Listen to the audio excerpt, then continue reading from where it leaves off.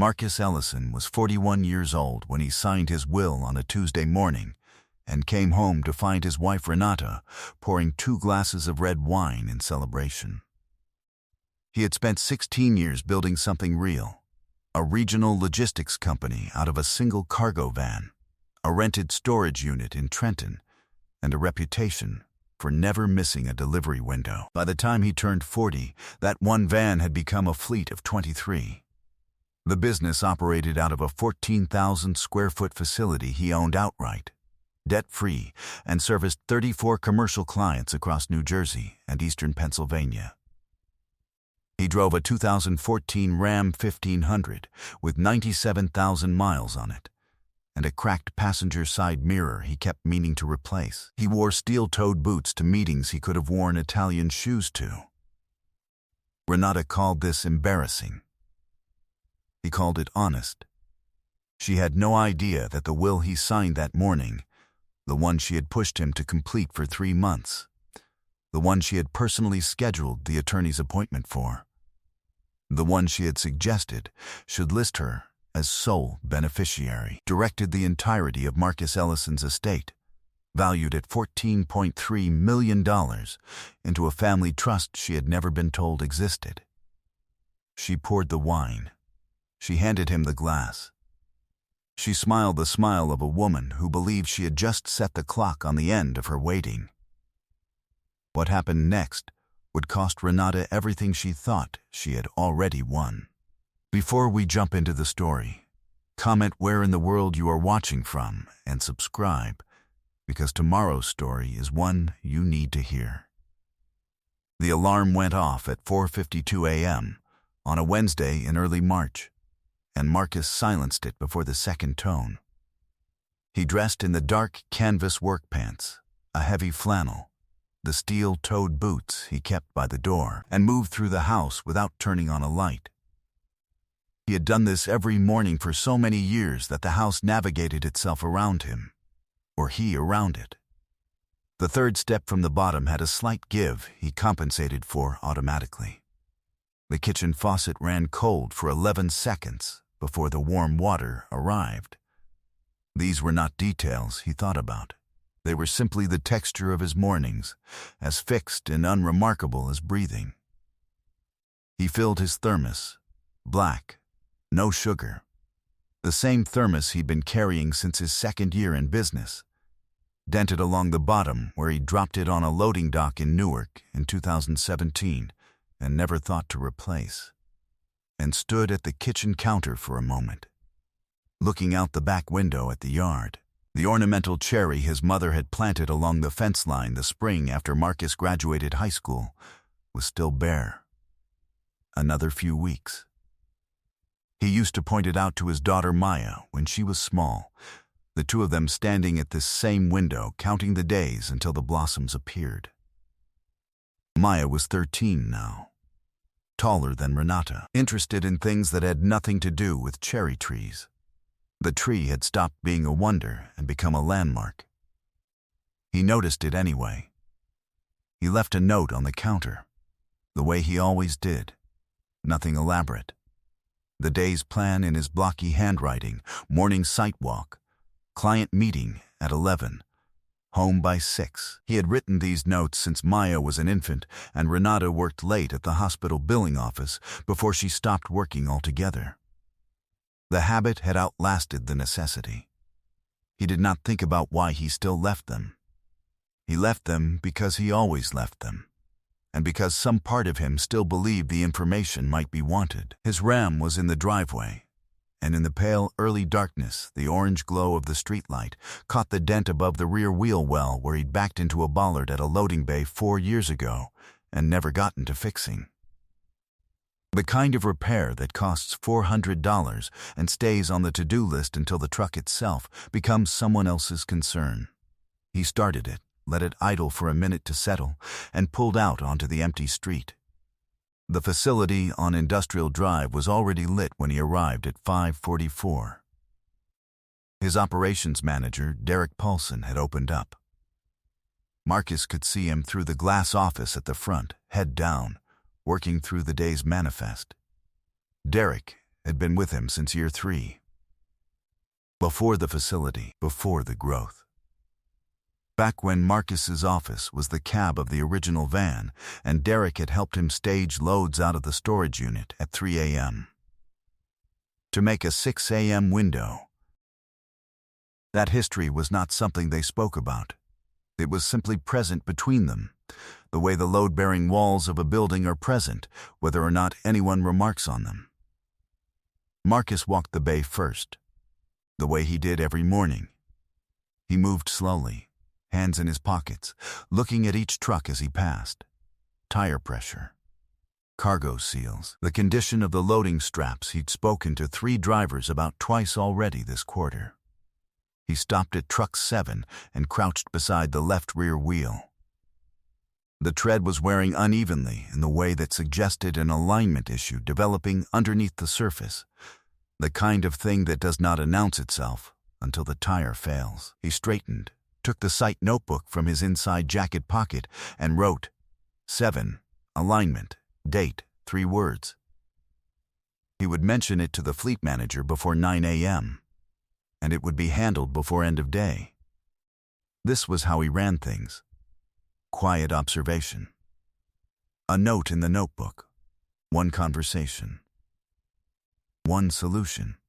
He did not make announcements. He did not call meetings for problems that required a sentence and a phone call. He found Derek in the office, poured himself a cup of the facility's coffee, weaker than his thermos, always. But he'd never complained. And they worked through the day's routing for 40 minutes without either of them raising their voice or using more words than the work required. This was the best kind of professional relationship, Marcus had always thought. The kind where 2 people understand each other's competence well enough that most of the communication is acknowledgement rather than instruction. "You remember, you've got Hennessy at 11, Derek said, not looking up from the manifest. I remember. Hennessy Distribution had been their largest regional client for 6 years. The meeting was a contract renewal, 3-year extension, 2 new routes, a guaranteed minimum weekly volume that would move the business into a new revenue tier. Marcus had done the math from every angle. He knew what Dave Hennessy needed to hear, and he knew the order to say it in. Renata called yesterday, Derek said. He said it the way Derek said things he felt he should mention, but did not want to be responsible for, neutrally, without eye contact, delivering information and immediately stepping back from it. I know. Derek said nothing else. He had his views and kept them to himself, which was one of the principal reasons Marcus had kept him for 12 years. The ordinary machinery of the morning continued. A driver arrived with a routing question that Derek handled before Marcus needed to intervene. A client called with a same-day delivery change that required rescheduling 2 routes, which Derek also handled, correctly, with 1 call and a text. The coffee ran down to the bottom of the pot, and no one made more. Marcus refilled his thermos from the last of it, made his client calls, signed the purchase order for the new loading equipment, and drove to the Hennessy offices at 10:45. He wore the same flannel he'd arrived in that morning. He did not change. He had learned years ago that clients like Dave Hennessy, men who had built things with their hands before they built things on paper, trusted a man who showed up looking exactly like himself. The contract extension was signed before noon. He did not tell Renata about the Hennessy meeting. He did not tell her about most things anymore, not because he was hiding them, but because somewhere in the last several years the sharing had stopped producing anything worth the effort. The business details that used to feel like things he wanted to bring home had gradually become things that existed entirely in another register from their domestic life, and Renata had made her disinterest clear enough, over enough years, that the habit of sharing had simply worn away. She was not a cruel woman. Or she had not been, once. She was simply a woman who had decided what Marcus was, and then lived inside that decision without ever revisiting it. She had married a man with a van and a work ethic and a willingness to sacrifice.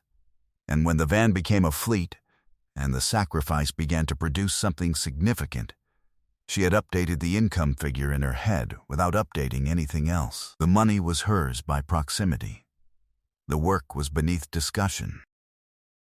She had stopped asking what kind of day he'd had sometime around Maya's 5th birthday, a fact Marcus had noticed and set aside in the category of things that were true and did not require action. He was not a man who required attention or narration. He did the work. He came home. He made Maya's lunch and helped her with her homework and sat in the kitchen in the evening with a cup of coffee that was never quite as good as his thermos coffee, and watched the news for 30 minutes before bed. He was not unhappy, exactly. He was simply operating at a distance from his own marriage that had developed so gradually he had not noticed the moment it became permanent. The change in Renata had been different. Gradual and then abrupt, the way these things usually go. Over the last 18 months, she had shifted in ways Marcus observed without immediately naming. She was on her phone more, in different rooms than she used to use. There was a new energy around certain evenings, a brightness that had nothing to do with him, and dimmed whenever he entered the space. She mentioned money differently, not the practical discussions they'd always had about the household, the mortgage, Maya's school fees, the cost of things they needed, but in a new, speculative register, as if she were conducting a private inventory. How much does a place like that cost? She'd asked one evening about a house on a real estate show, in a tone that was not a question about real estate, and not an opening for conversation. How much do you think the business is actually worth, all in? He had answered plainly, worth a lot on paper. But the value is in the systems, the client relationships, the operational infrastructure. None of that transfers simply if the ownership changes. She had nodded and returned to the show, but the question had stayed in the air the way certain questions do, long after the conversation ends. Then came the push about the will. Renata had brought it up the previous September, gently at first, framed as concern, practical, wifely, reasonable. You should have a will, Marcus. It's irresponsible not to. What happens to the business? To Maya, if something happened to you with no documentation? She had done research. She had specific recommendations, an attorney whose name she produced already written on a slip of paper. A structure she described with more precision than Marcus would have expected from someone whose interest in the business had always been limited to its revenues. A beneficiary arrangement she presented as obviously correct and barely worth discussing. She delivered all of it with the patient, organized care of a woman doing her husband a service. Marcus had listened. He had thanked her. He had said he'd make the appointment. What he had not said was that he had already been working with his business attorney, Raymond Doss, for the better part of a year on an entirely different arrangement. Not the one Renata was describing. Not the one that would position her as sole beneficiary of an estate she had spent the last 14 months quietly calculating. Raymond Doss had been Marcus's attorney since the business formation. He was 58 years old. Unhurried, with reading glasses on a chain and an office on Commerce Street, he had occupied for 26 years without changing the furniture. He had watched Marcus build the business from a one-van operation and had never once suggested Marcus was thinking bigger than he should. When Marcus had come to him the previous August and explained what he suspected, and then what he had confirmed, Raymond had listened for 40 minutes without a word. Then he said, "We're going to make sure there is nothing left for her to reach." The trust they built over the following months was not invented in response to the situation. The architecture had existed in outline for years as part of Marcus's standard business planning. What Raymond did was transfer, formalize, and document with the specific thoroughness of a man who understood that every line of every document would eventually be read by people looking for errors. The two commercial properties Marcus had acquired through a holding company, a small strip center in Westfield and a warehouse in South Brunswick, both purchased before the marriage, both titled in the holding company which had been established 3 years before he and Renata had met, were deeded into the trust with full valuations and title documentation that had been current and correctly filed throughout their existence. The cash reserve was positioned correctly. The business equity was structured so that any claim on it as a marital asset would run into the documented history of the holding company and stop. When they were done, what Renata believed Marcus owned and what Marcus actually owned were two entirely different inventories. She believed the business was the asset. She believed the fleet, the facility, the client base, and the revenue stream were the sum of what he had. She had never thought to ask about the holding company. She had never thought to ask about the commercial properties. She had never thought to ask, because she had built a picture of Marcus Ellison, practical, unglamorous, driving that old Ram in steel-toed boots, and lived inside that picture for so many years that the picture had become indistinguishable from the man. A man like that did not have holding companies. A man like that did not plan that far ahead. She had married someone she believed she fully understood and had never looked again to see if she was right. Raymond had noted the recording with the same expression he wore when reviewing a particularly clear piece of financial documentation. He'd said, "This changes the preparation, but not the outcome. Let's make sure everything is in place before the filing comes." The filing came on a Friday, 12 days after the will was signed. Marcus was at the facility when his phone showed a call from an unknown number, the process server, who handed the documents to Derek at the front office. Derek called immediately. His voice on the phone was controlled, but only barely. Marcus told him to put the papers on his desk, and he'd be in by 10. He sat in his truck in the parking lot of a client warehouse for 9 minutes with the engine off. He did not pound the steering wheel. He did not call anyone.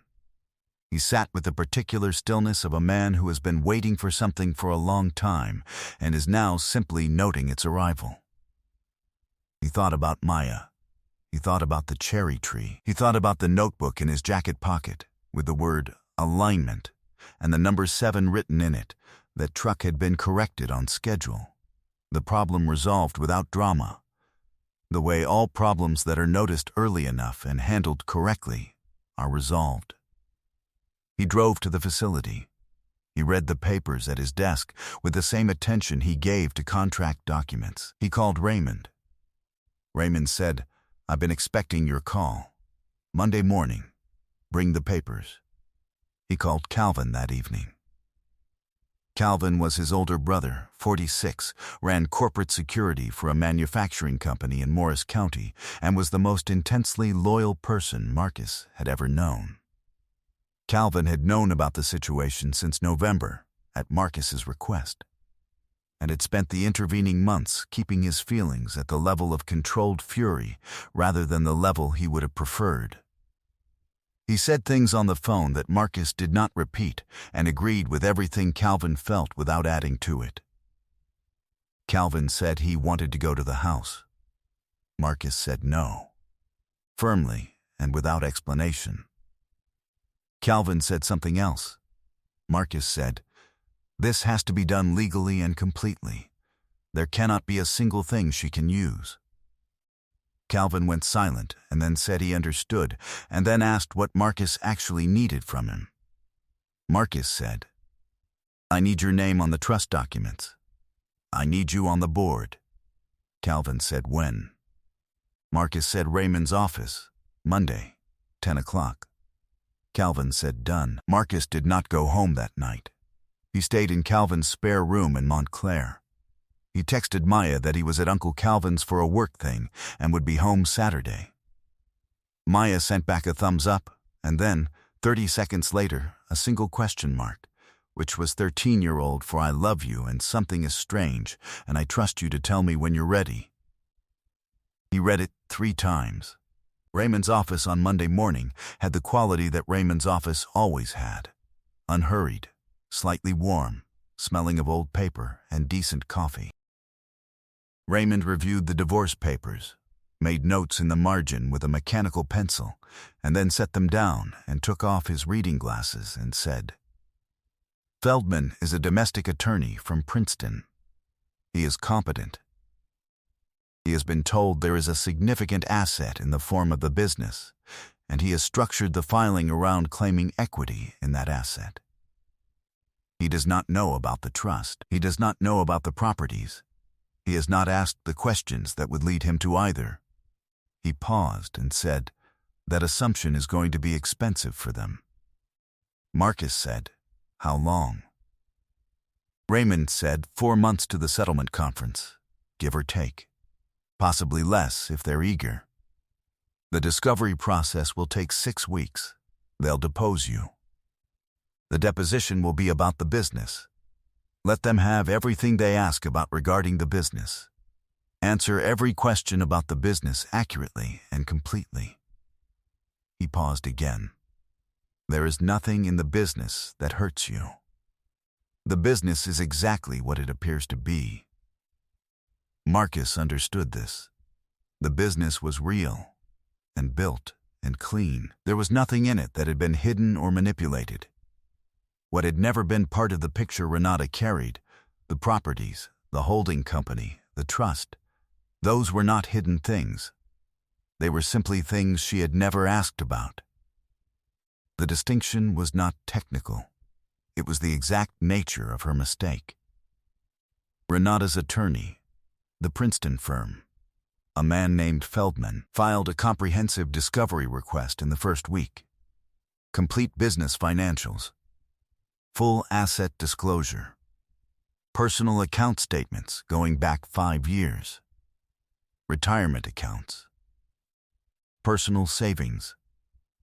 The request had the texture of something assembled by someone who had been told there was a very large number somewhere and been tasked with finding it. Raymond read the discovery request and described it as thorough but misdirected.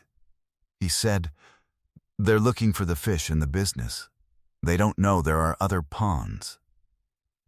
The deposition was scheduled for a Wednesday in mid-April in a conference room at Feldman's firm in Princeton. Feldman deposed Marcus for 4 hours. He asked about the business structure, the revenue, the client base, the fleet valuation, the facility property. He asked about retirement accounts and personal savings and outstanding debts. He asked about distributions Marcus had taken from the business in the last 5 years. He asked about a dozen small things that Raymond had anticipated and prepared Marcus to answer correctly. He did not ask about holding companies. He did not ask about commercial real estate acquired before the marriage. He did not ask about the trust, because he did not know the trust existed, and the knowledge that the trust existed depended on asking questions that Feldman had not been given reason to ask. Marcus answered every question he was asked accurately and completely. He did not volunteer information that was not requested. He was not evasive. He was simply precise. When Feldman asked if Marcus had any real estate holdings, Marcus said yes. The facility on Industrial Drive. When Feldman asked if Marcus had any other real estate holdings, Marcus said yes, his primary residence. When Feldman asked if those were his only real estate holdings, Marcus paused for exactly the amount of time a man pauses when he is being careful rather than deceptive, and said yes, those were the only real estate holdings he personally held. Raymond said nothing during the deposition. He made occasional brief notes on his legal pad. On the drive back to Trenton, he said, "They asked the wrong questions." Marcus said he knew. While the discovery process ran, Renata had moved into a rhythm that Glenda Marsh, his private investigator, documented with a thoroughness that had made her indispensable. She had documented it since August of the previous year, when Marcus had hired her with a specific brief. Document what is happening and do not interpret it. Just observe and record. Glenda's reports were exactly that. Observational, factual, organized by date. The meeting logs. The hotel records, traced through booking receipts she obtained through the methods available to a licensed investigator. The voice recording from the kitchen phone, which Marcus had recovered through an application that Calvin had recommended, installed legally on a device that was on the marital account, in the marital home, during a period when Marcus was still a legal resident of that home. The recording from the Thursday evening in October remained the clearest piece. 11 minutes, domestic in its surface tone, scheduling, minor logistics, the kind of conversation that sounds unremarkable until you understand the context of it. 9 minutes in, Preston Vance's voice on the recording said, "When are you going to be done waiting?" And Renata's voice said, "Once the will is filed, once everything is documented, then we can move." And Preston said, "Make sure you're positioned right before you file. Her attorney needs to understand what he's actually looking for." And Renata said, "He trusts me completely. He'll sign whatever I put in front of him." Marcus had listened to that recording 3 times the day Raymond played it back in the office. He had listened with the same quiet attention he gave to a structural problem on a loading manifest, assessing, noting, understanding the full scope. He had not felt what people might expect him to feel. Or he had felt it and processed it in the way he processed most difficult things, by moving through it toward the next item that required action. The feeling was there. It simply did not require a response from him in the form of behavior. Raymond had filed the recording with the appropriate notation regarding its legal acquisition. Pennsylvania one-party consent law applied. The recording was admissible. Feldman would see it at the settlement conference, not before. Renata's parallel life during this period was documented, but not something Marcus thought about frequently. Preston Vance had positioned himself as the solution to a problem Marcus had supposedly created by being who he was: practical, quiet, unglamorous. More interested in a functioning truck fleet than in appearing wealthy. Preston was everything Marcus was not interested in being. He wore suits that announced themselves. He talked about portfolios and positioning and the kind of abstract financial concepts that sound sophisticated until you have actually built something real. He had presented himself to Renata, apparently, as evidence of what a different kind of life might look like. Marcus had no specific feeling about this. He understood it. People mistake surfaces for depth all the time. The mistake is not always visible until the surface cracks. The settlement conference was scheduled for a Thursday in late May at a law firm in downtown Trenton. 9th floor. Conference Room B. Raymond had the address and the room number from the scheduling correspondence and mentioned them to Marcus in a tone that was purely logistical. Marcus arrived 12 minutes early.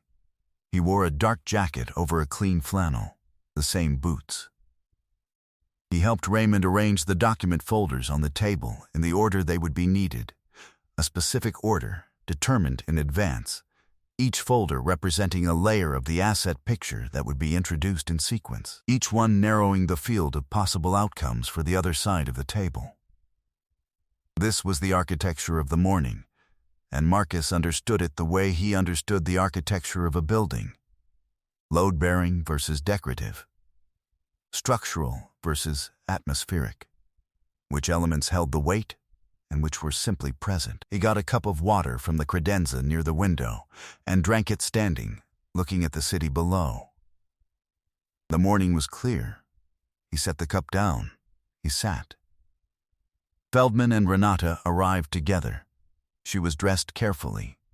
The composed alertness that she had developed over the last year, the posture of someone waiting for a result they are confident of, was present in the way she sat, the way she arranged her hands on the table.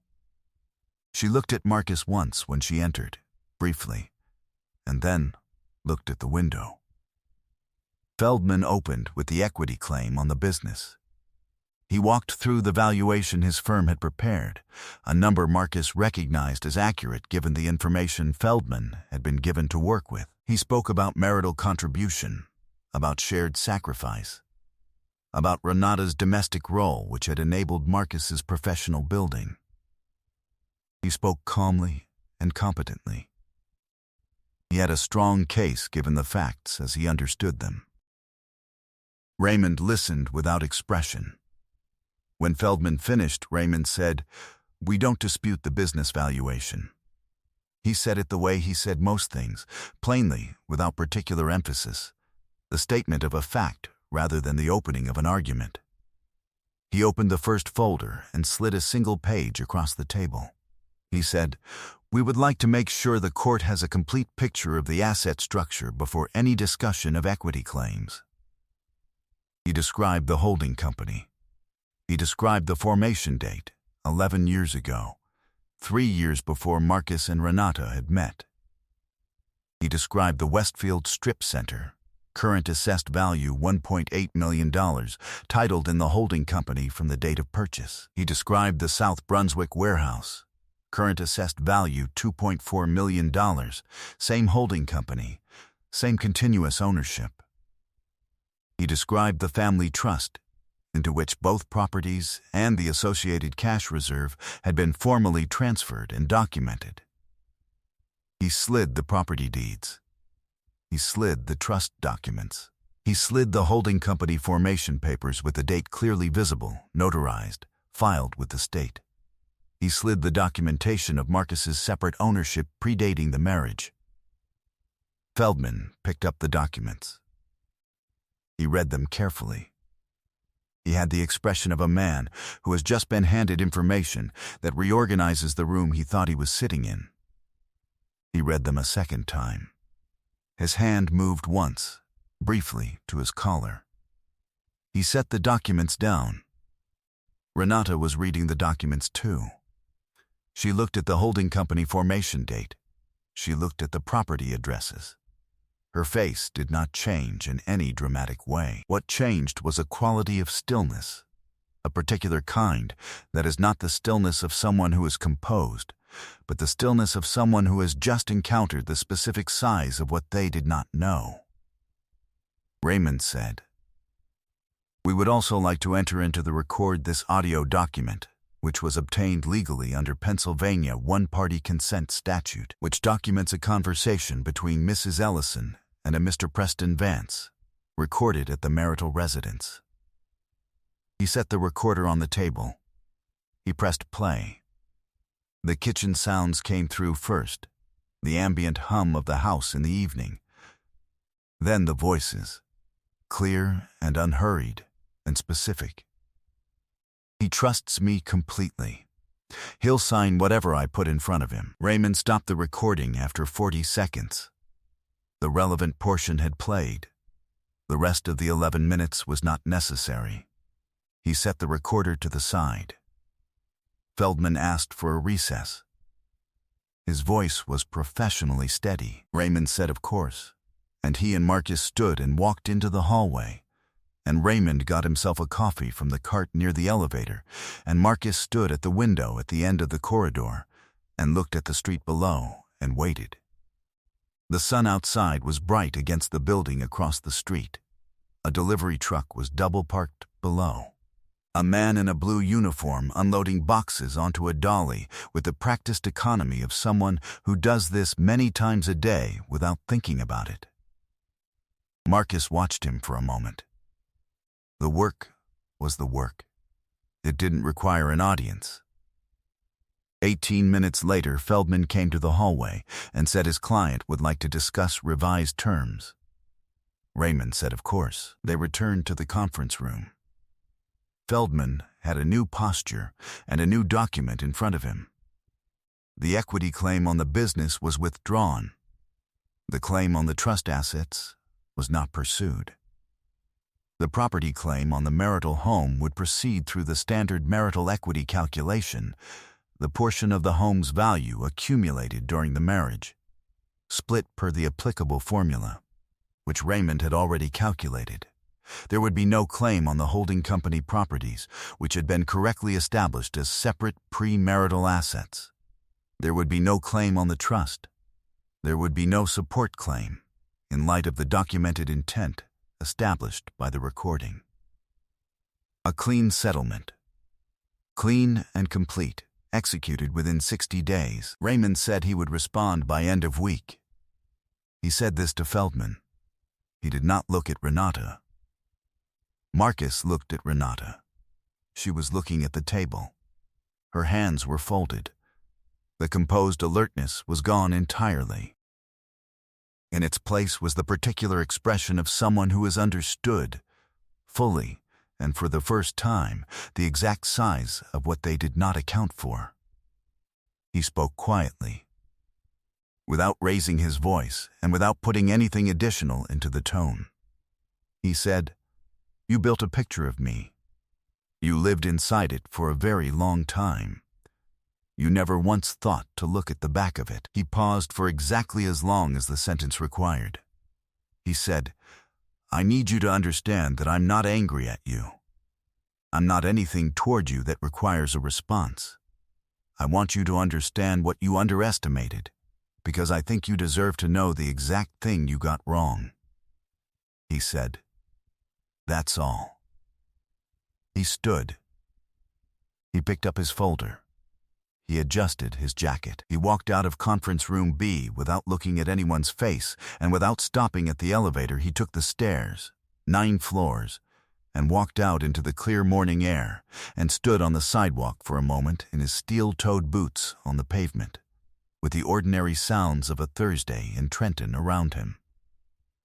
He did not look back at the building. He did not wait to know what was said in the room after he left. He had said what needed to be said, and done what needed to be done, and there was nothing behind him that required him anymore. Raymond called him that afternoon on his drive back to the facility. He said, "Feldman's office confirmed acceptance. We'll have the draft agreement Tuesday." He said, "Go see your daughter." That's all he said. Marcus picked Maya up from school that day in the Ram. She came out of the building and saw the truck and stopped for just a second with an expression that processed something quickly before she arranged her face into neutral and walked to the passenger side and got in and dropped her backpack between her feet. She said, "What are we doing?" He said, "Whatever you want." She said, "Chipotle," he said, obviously. They ate at the Chipotle 2 blocks from school, and Maya talked about her history teacher's handwriting and a friend situation that Marcus listened to carefully without being able to follow the specific dynamics, and a book she was reading that she thought he might like. He said he'd read it. He would. She talked about a project she had to finish by Friday, and he said he could help tonight if she needed it, and she said maybe. And they finished eating, and he drove her home, and she did her homework at the kitchen counter while he made dinner, and the ordinary machinery of the evening ran. He did not tell her about the conference room. There would be time for what needed to be said when he knew how to say it correctly. For now, the important thing was that the kitchen was warm, and the homework was done, and the eggs were correctly scrambled, and Maya was at the counter rolling her eyes at a geometry problem with a specific brand of theatrical suffering that meant she was fine. The settlement was executed in late June. The marital home went through the equity calculation. Raymond had already found Marcus a rental 4 streets over, same school district, so Maya's life would require the minimum possible disruption. The business remained his, completely. The holding company assets remained his. The trust was untouched and uncontested. The cash reserve had not been mentioned in the final agreement because it had not been discovered. Renata moved into an apartment in Hamilton Township in July. Marcus knew this because Raymond mentioned it in the context of finalizing the settlement calculations. He did not seek out the information. It arrived as a fact, was registered, and was placed in the category of things that were true and did not require anything from him. She had taken a part-time position with a medical billing company in Ewing, the same kind of work she had done before they were married, before she had stopped working. He knew this also because Raymond mentioned it. He did not think about it frequently. It was not a thing that produced feeling in him in either direction. It was simply what had happened on the other side of something that was now finished. Preston Vance had not appeared at any point in the proceedings. Glenda Marsh noted in her final postscript that he had moved to a firm in Philadelphia in April and had not been in contact with Renata in several weeks by the time the settlement conference occurred. She noted this without editorial. She didn't need to. The shape of it was clear enough without comment. By August, Marcus had returned fully to the rhythm of the facility. 25 trucks now. Derek had hired a new junior dispatcher who was showing real promise. The Hennessy extension was performing exactly as the projections had indicated. Raymond had flagged a commercial building in Bordentown, small industrial, solid block construction, good highway access. Priced sensibly, the kind of acquisition that did not announce itself and did not need to. He drove out to see it on a Saturday morning in late August, alone, in the Ram, with a 97,000 miles. He parked on the street in front of it and sat for a moment with the engine off, looking at the building through the cracked passenger side mirror and then through the windshield. The lot was modest. The construction was sound. The access was what Raymond had described. He could see the highway from the parking area. He took the site notebook from his jacket pocket and wrote the address, the asking price, and one word: yes.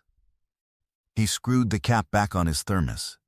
He started the engine. He thought about Maya, who was starting the school year on Monday, and had texted him twice about what she was going to wear, which was progress. He thought about the cherry tree in the backyard of the house that was no longer his house, which would be blooming again in another 7 months, which he would not be there to see. Which was fine. He would plant another one. He had been meaning to for years. He would plant it in the spring in the yard of the rental, and it would take time to grow, and that was also fine, because things that are properly planted always take time to grow, and patience is not the same as passivity. And the distinction between those two things was the thing he had always understood, and the thing she had never thought to ask about. He pulled out onto the street and drove toward the highway, toward the facility, toward the work that was waiting the way the work always waited, without drama, without announcement, steadily, exactly where he had left it. The cracked mirror caught the morning light behind him. He did not adjust it. He did not look back. There was nothing behind him that required him. I hope you enjoyed that one. Be sure to like the video and subscribe so you don't miss the next story. I've picked out 2 more for you that I think you'll really like.